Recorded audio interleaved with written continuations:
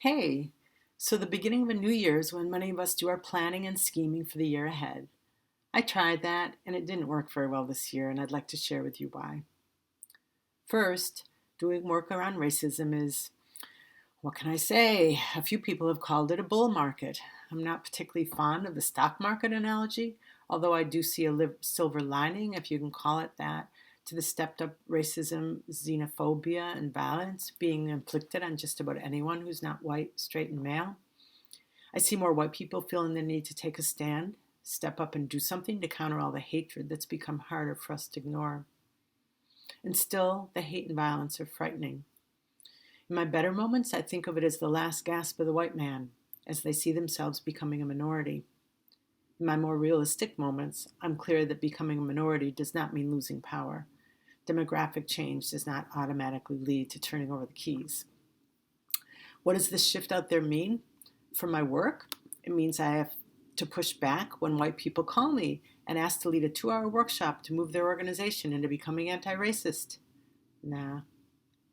Our country has taken over 350 years to get to where we are today, founded on the genocide of one group of people and the enslavement of another, neither of which we've yet to come to terms with. We're not going to fix it in a 2-hour workshop.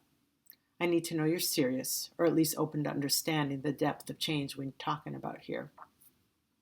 Then I have another more personal challenge to planning and scheming for the year ahead. My husband and life partner of 40 years has a cancer that's not curable. When we found out it had come back last year, I moved through my days numb. We've settled in now, if you can call it that, to this new reality.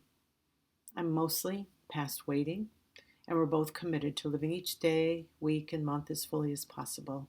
It certainly reminded me that any of us could go at any time.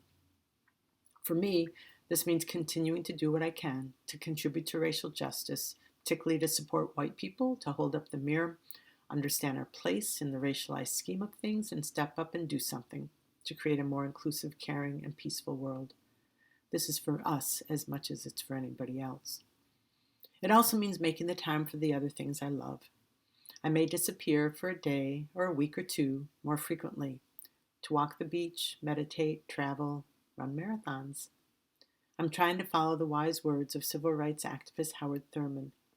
Don't ask what the world needs. Ask what makes you come alive and go do it. Because what the world needs is people who've come alive. And I invite you to do the same.